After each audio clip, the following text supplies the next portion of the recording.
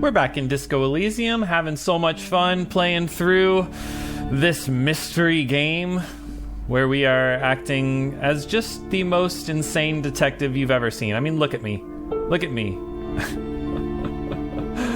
Thank you, Plaisant. I failed at stealing that book on the cockatoos last episode. That really is disappointing. But turns out we are a major majestic cockatoo. And now we are off to see Joyce Messier to interview her. What about? I don't know. I guess we'll run, right? I've never been up here with the bag. Man, it is so jittery. Sorry. I've never been up here with the bag, so maybe there's tear. I don't see any tear up here. But there is some stuff for us to mess with. What's this? Oh, well, there you go. Tear. And what the heck is that? Oh, it's a dumpster. Maybe there's something in it? Oh, heck no. Oh, heck no. Where is that pry bar? We'll take it. Yeah, baby, a signal blue naval coat with +1 suggestion. Cool, and it's so warm that it decreases our shivers, huh? Okay, well, how does it look? It looks very dapper, but it is not us, right? We don't want an officerial poise. We don't want a classic double-breasted coat. We want freaking... I don't even know. Endurance? The disco-ass blazer. Wait, what? Oh, here's the one I was wearing. +1 shivers. Yeah. +1 shivers. Very cool. Know thy neighborhood. All right. What am I even doing here? My gloves are also +1 half-life. Instead of the -1 half-life. Anyways, so Joyce calls. I'm getting so distracted. I talked to her before just to get the money. Someone suggested that she might have some money for me, so I went and got it. Hey, magnesium. And then let's observe this boat. The belly of this boat shines like it was recently painted. I wonder who could have recently painted that boat. Is it important? Who knows? And should I drink something while we talk? Let's get all my skills up. Oh my gosh. Should I just use everything again? Let's just use everything again. Oh, whatever. And then I'll get rid of everything in my hands when I talk to Joyce, because I got that sweet thought that gives me +1 suggestion for each empty hand, so that's cool.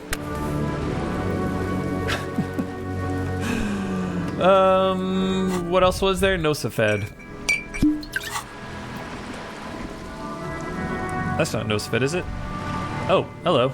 Oh wait, heal my... I missed it. On your weakness. Whatever noble intentions you once had as a police officer, it's eaten them all up now. I really thought I had enough morale for this. You're still coming up with sentences. That's a step up from total annihilation, right? Alright. Let's try I wish I was fucking dead. Fuck you, fuck you.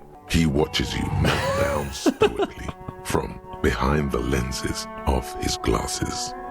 Nothing you can say would make you feel any better now. Alright, well, I did have a theory. This is not the first time I have given up. Not the first time I've run out of volition. And I had a theory that if I just said the right thing here, like if it was in line with my characters, then maybe my strengths would step in. And I kind of guessed that fueling that narcissistic, like, no, you're the best, don't be, I don't know, narcissists are rarely suicidal.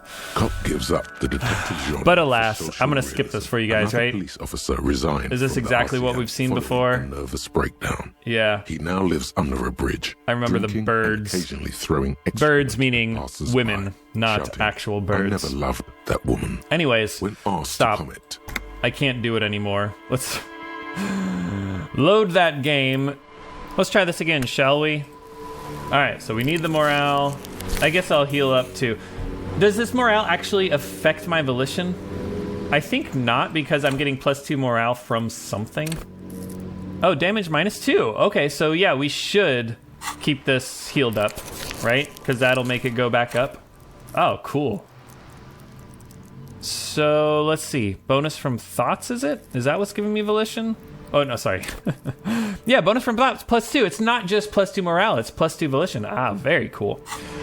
Anyways, it was the this one that I wanted next. Oh, that was our last Astra. Oops. All right.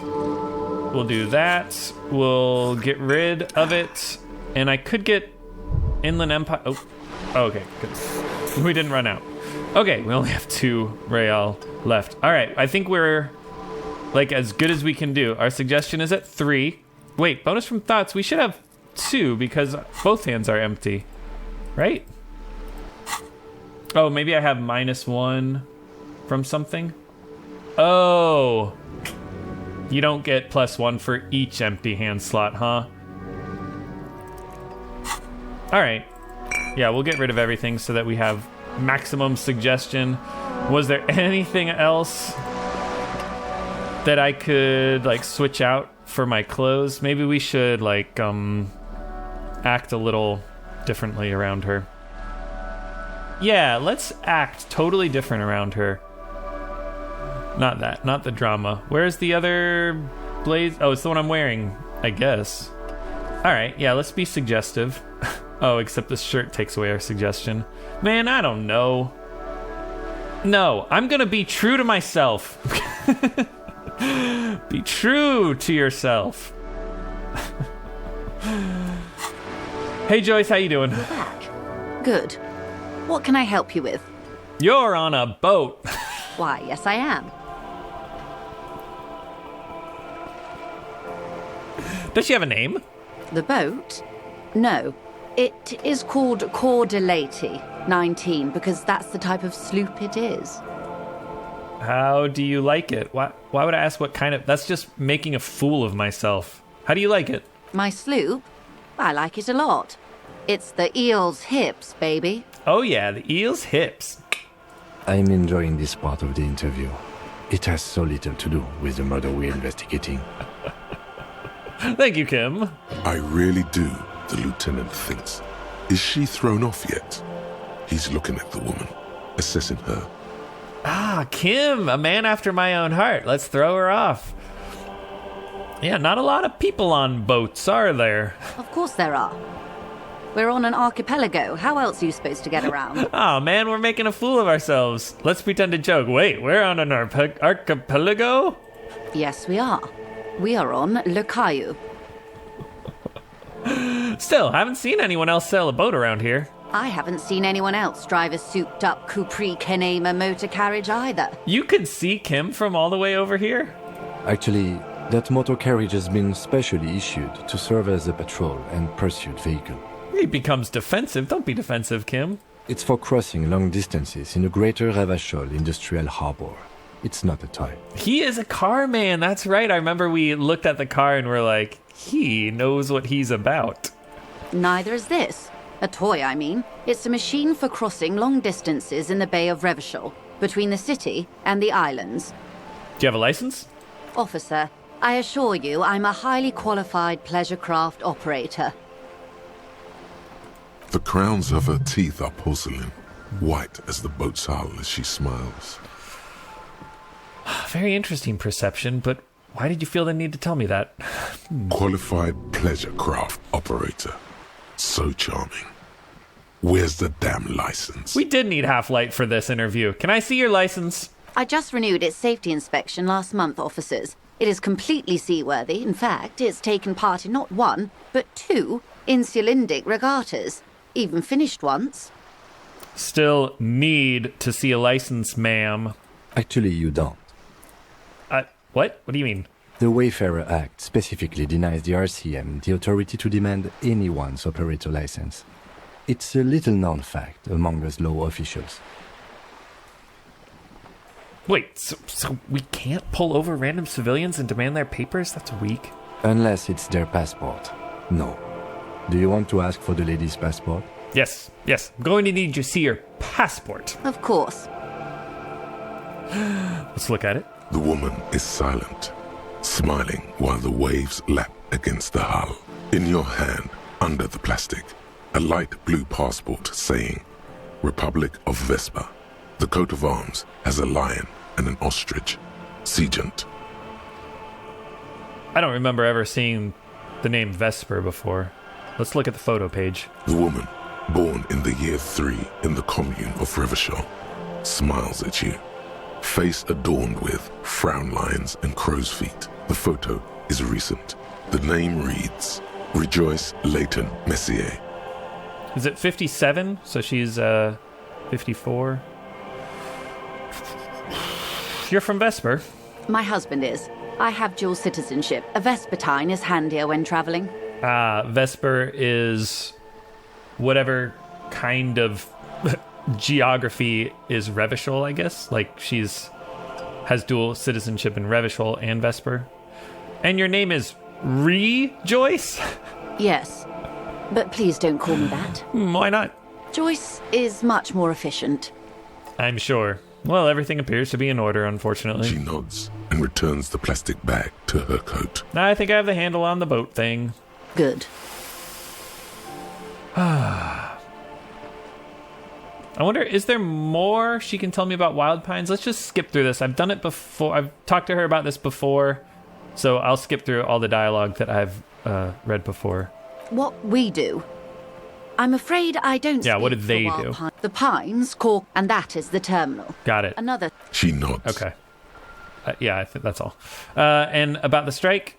Of course. Yeah, okay. Let's go, Ma. Oh, that was the former negotiator. So what do you think of Everett? Everard Clare is a man of the utmost integrity. If you can say one thing about him, it's that he always puts the interests of the workers first. Is that a hint of sarcasm I detect? Really?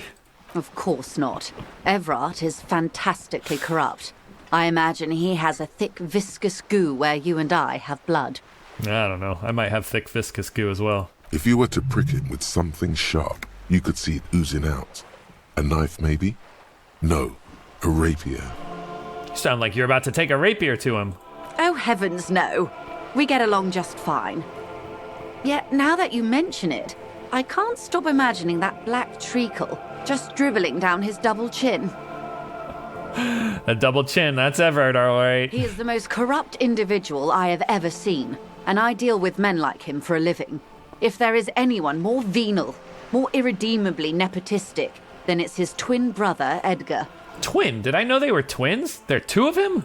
Yes, Edgar looks exactly like his brother, except for that lazy eye. He also talks exactly like Everard does, and when one's term as foreman is up, the other takes over. So how do we know we were actually talking to Everard? The lazy eye? I seem to recall we were talking with Everard, who has a lazy eye.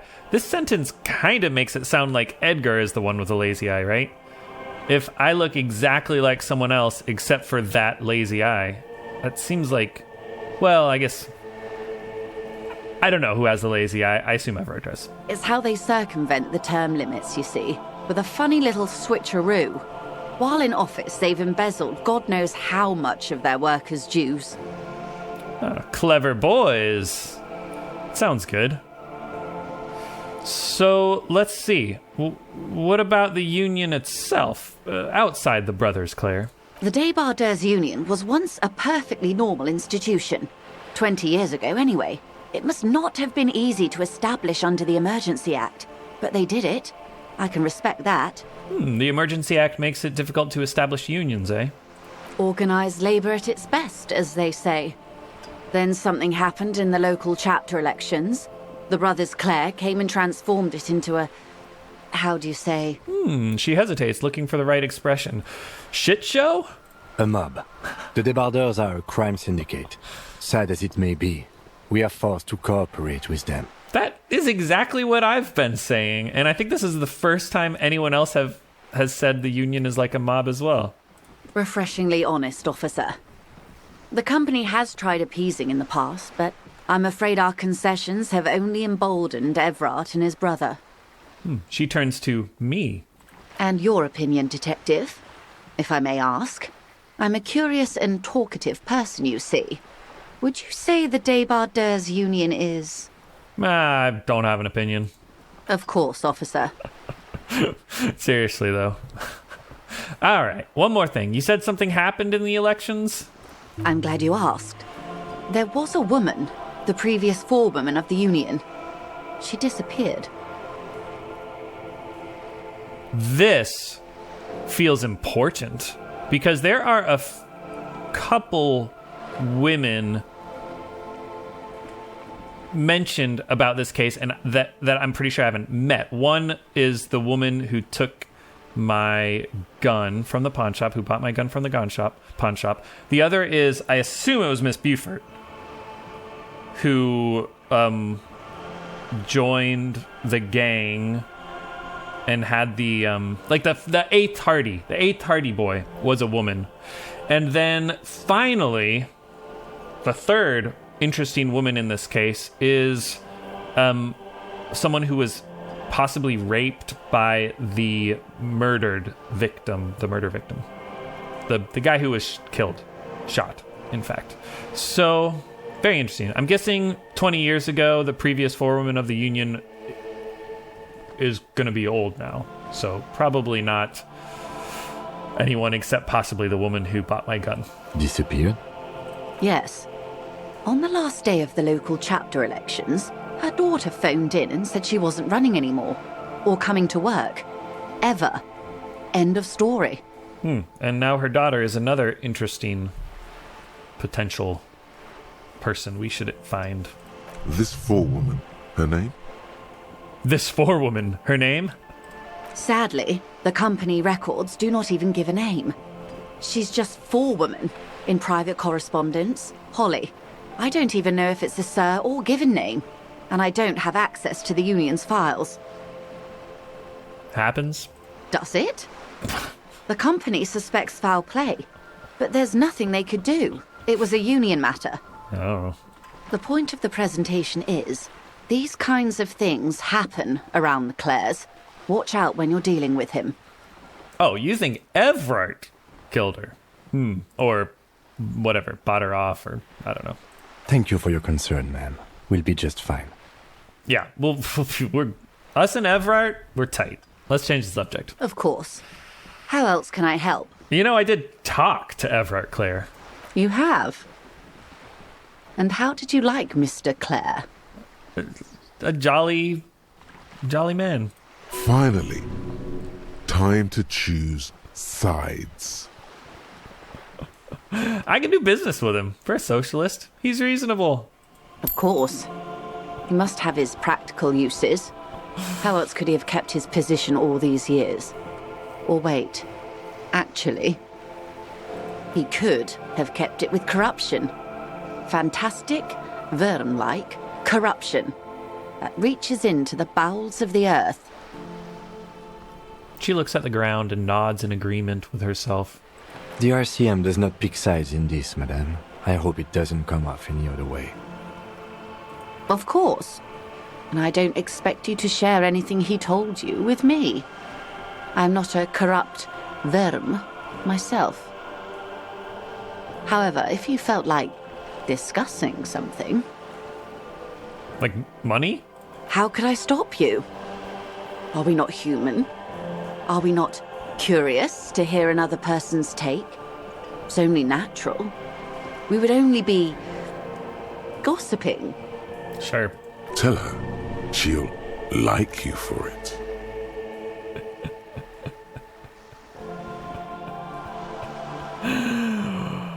Yeah, let's tell her. Mr. Everett's helping me find my gun. Oh.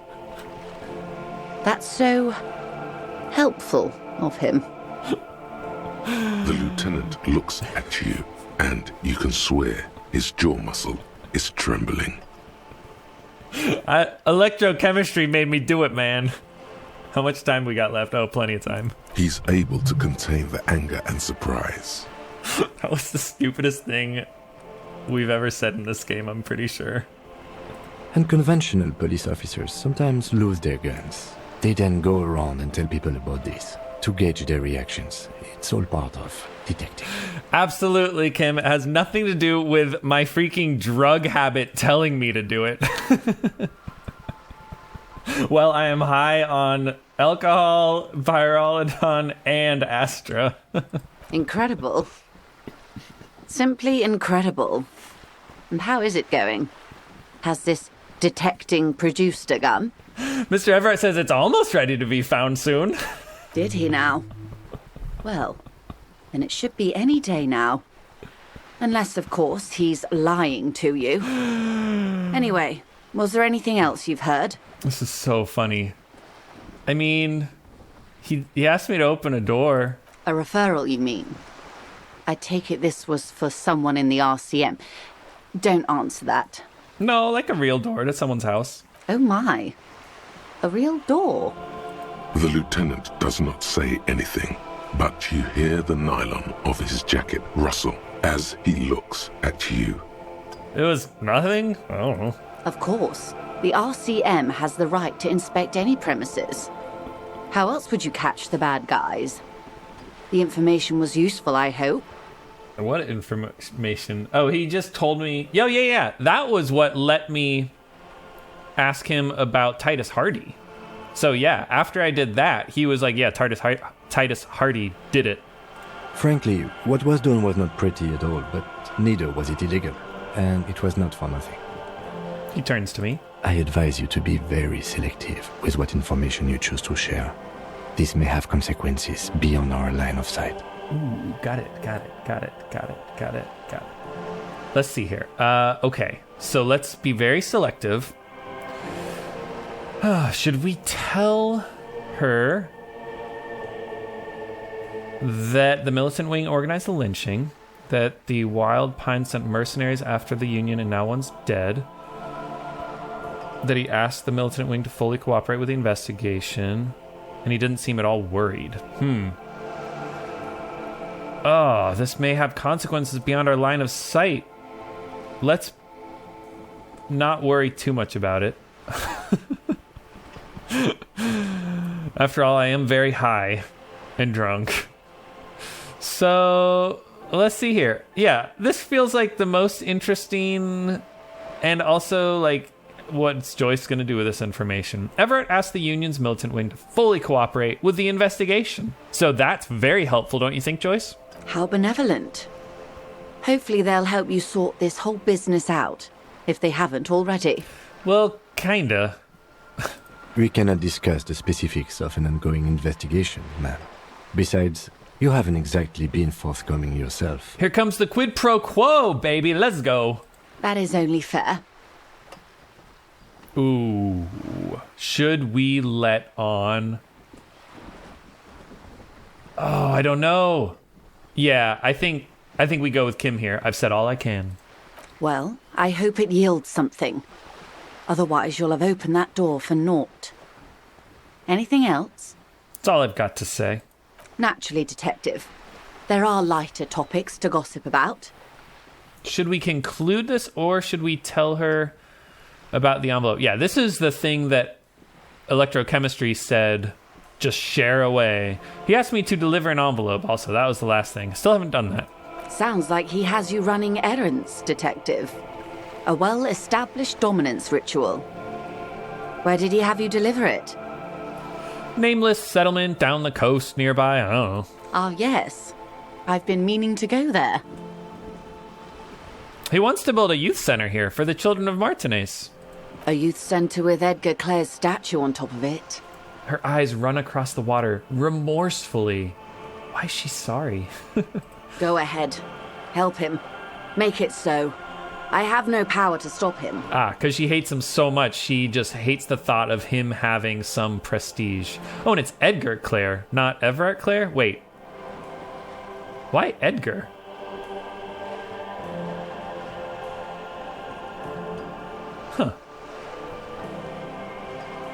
Huh. Okay. Interesting. Anyways, so you're sad. What? You're sad you can't buy the place? Yes. I'm sad I'll never have the time, Detective. I've always wanted a dilapidating fishing village. I'm sure. She is more defensive about it than usual. Interesting. Why? Full of ghosts and ancient memories. Has this errand yielded you any information? Did that make it weird, the money you gave me? Did that make it weird that I shared all that information with you? Weird? Oh no. One of the positive things to come from the revolution is the unhindered exchange of information, you see, even when it comes to trade secrets. Which isn't to suggest our talks constitute corporate espionage. Even if they did, it would be fine. But they don't, since you logged the money as a donation, and this is clearly just gossip between friends. Sure, whatever. I'd rather talk about something else for now, if you don't mind. Of course, Detective. Should something come up later down the road, don't be afraid to drop by for a chat. Until then, is there anything I can help you with? Do you know something about these tattoos? Show her That's the man who picture. was killed. I'm afraid this is a discussion for once we've cleared the lynching question. So you know something about the tattoos? Better not tie the forestay to the backstay on this. I hope there is something else I can help you with. Well, yes. Let's please talk about the lynching then. I'm very interested. Quite a few things, I'm afraid. This is what she can tell me about the lynching. She falls silent for a moment, contemplating something. The information I'm to share with you includes sensitive trade secrets. For the sake of my employer, I have to ask for your names and badge numbers. Of course. Of course, ma'am. We should have introduced ourselves. I am Lieutenant Kitsuragi from Precinct 57. And this is my colleague from Precinct 41, Detective Dubois. Wait, Dubois? That's not my name? Ah, my badge. Yes, of course. My badge that I have on me. He looks at you expectantly. Then it dawns on him. I don't seem to have my badge, actually. Oh. And what happened to it, Detective? Remember when my partner told you I'd suffered recently from an unusual medical episode? My lost badge is related to it. I see. So, are you saying you lost your badge during the course of this episode? Yes. I can't hear you, darling. Speak up, please. Could have eaten it for all I know. I don't remember anything. The world, the city, nothing. Oh dear. I suppose this does explain some of the more curious turns in our conversation. Like me pretending that I didn't know what we were on an archipelago, however you pronounce that. As I said, ma'am, his technique may be very unconventional, but he is an officer of the RCM. Absolutely. And I demand to be taken to be respected, to be taken seriously. Of course, I sympathize, but I'm afraid I simply can't share anything more until I've seen that badge. How do I negotiate my way out of this? I love that I can possibly get this suggestion check. Feelings will guide the way. But, Madame, I need to know about this lynching. It's very important to me. It's the case I'm solving. I assure you, it is no small matter for me either.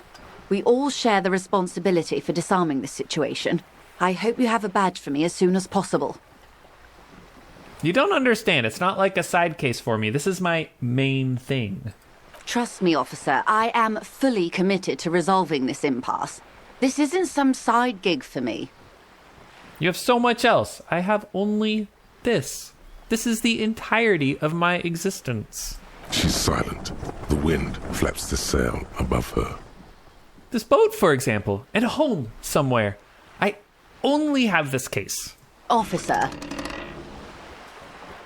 I don't remember anything except this lynching. There is only this coast and this lynching.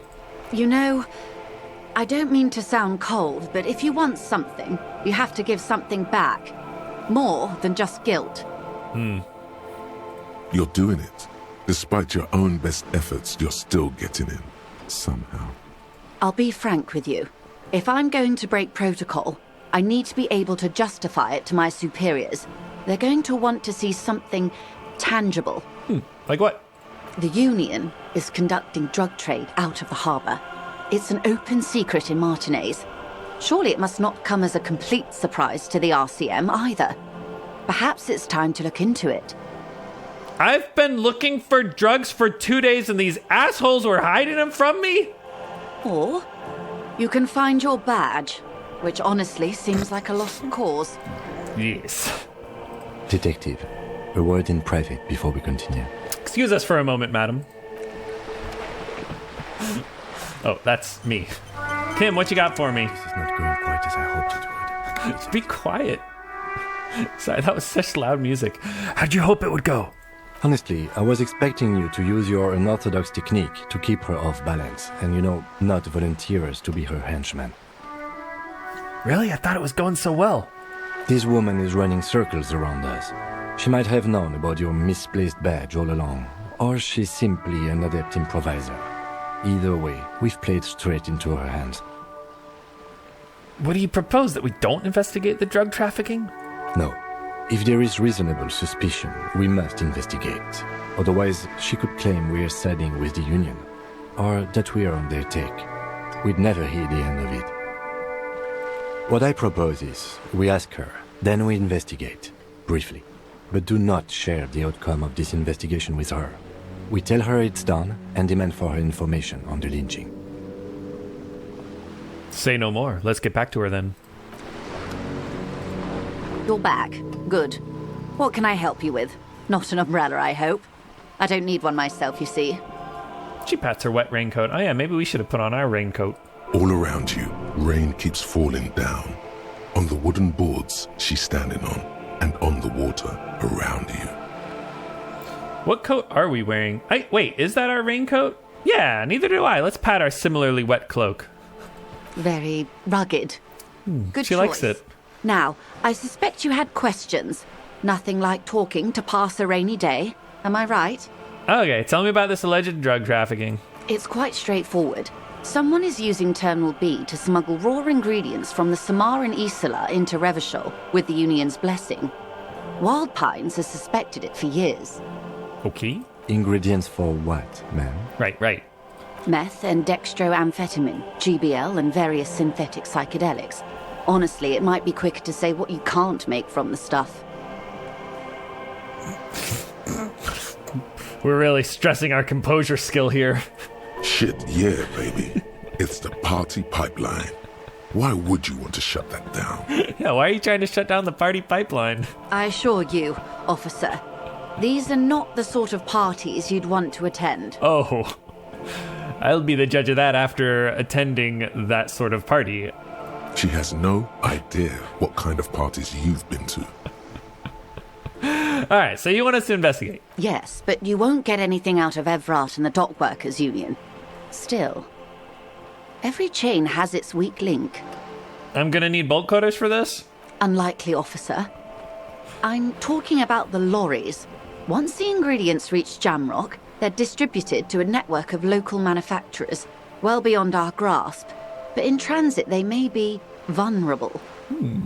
Perhaps you've noticed that a number of lorries are tangled in a traffic jam at the roundabout just now. Interview the drivers who are still hanging about. One of them might be waiting for a crucial shipment. Tommy, have you been holding out on me? Tommy. Oh, that boy's getting busted now. Her irises are light green, like the river Esperance in bright daylight, upstream where it's clearer. I think our perception side of us has like the biggest crush on Joyce ever. It's always like, ooh, look how white the teeth are. Ooh, look at those light green eyes. Ooh, that's a nice coat she's wearing. I'll be explicit. If you find this driver, I will share company secrets with you.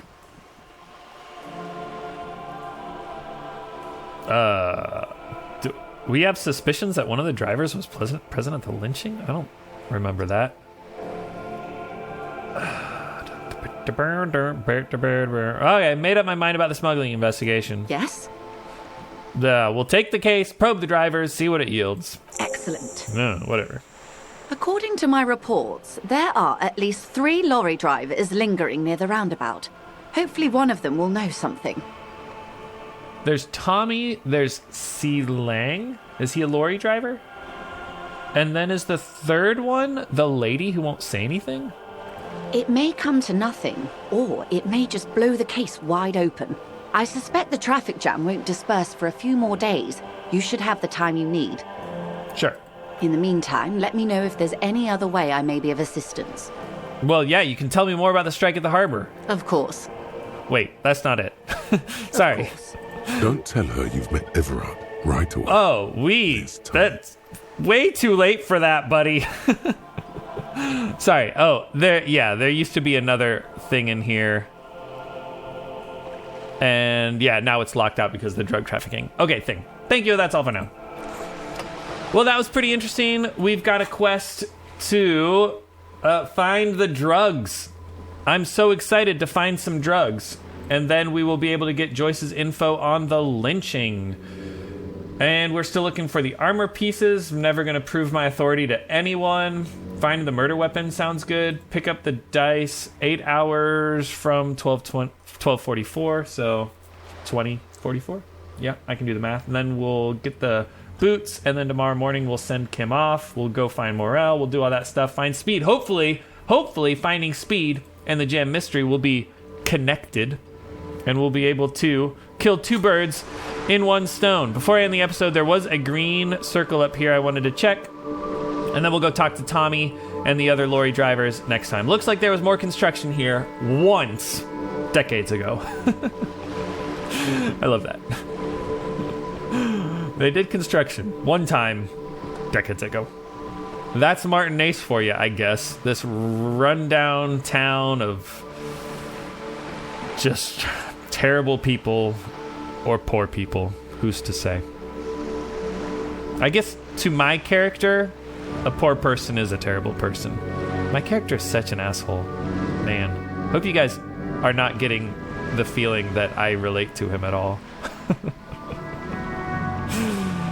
Anyways, we do also have some time left, so we'll have this when we go talk to the first person that we talk to, which it's gotta be Tommy, right? It's gotta be Tommy. Unless it's that other lady sitting there. But C. Lang is way too cool. Wait a second. Maybe it's C. Lang, huh? He's cool enough to be smuggling drugs, that's for sure. Anyway, we'll find out next time, hopefully. Hopefully this won't be like a 5-episode long ordeal. We'll find out next time, hopefully. Until then, take good care of yourselves.